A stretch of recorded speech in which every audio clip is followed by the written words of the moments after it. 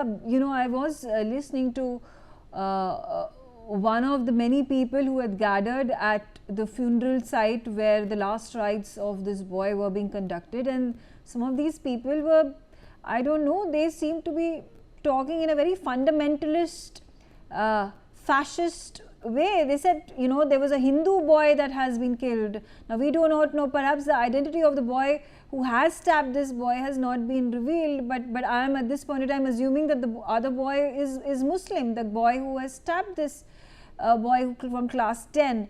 Now, how can it be made into a Hindu-Muslim issue? You are a a 12-year-old child.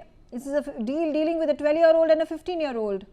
And you are including, the religious aspect of it. This is completely twisted in so many ways. You're absolutely right. It is completely twisted in so many ways. And I think the primary responsibility lies with our politicians and our leaders who constantly spew this bigoted, communal, violent talk and hatred everywhere. I mean, there is not a single space or platform where they do not.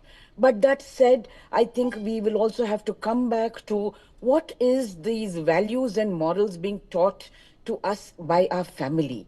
Is this the same talk and conversation that is happening within our families?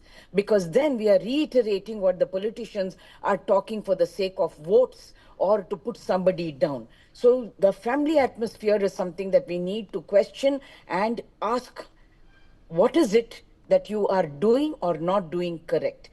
Thirdly, we need to also understand that schools today do not have something called moral science. We used to have moral science. There was tolerance, there was kindness, there was compassion, there was sharing, and there was always giving in.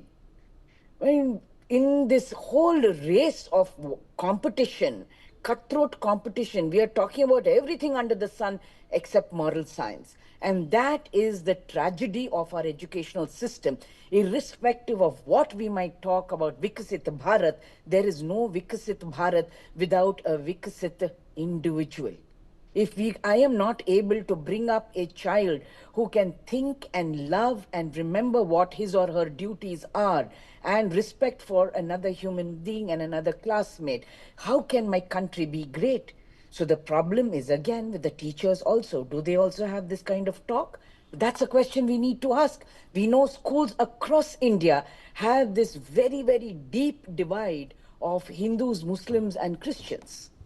And that divide is something that has been created by our politicians. So we need to call out these leaders and ask them, how dare you continue to talk this at every platform? And you are influencing our children. Tahira ma'am said that it is social media. Yes, social media is easily available. But where are our role models on social media? Yeah. Who is our role model? Either it is one extreme talking about sex and violent, erotic fantasisms, and on the other spectrum, end of the spectrum, it is violence and bigoted communal thought and fascist notions. So, we are struggling now. Probably even parents are struggling, but still I will want to hold them accountable. Teachers and schools need to buck up. Okay. Because that is the only place children are spending most of their time.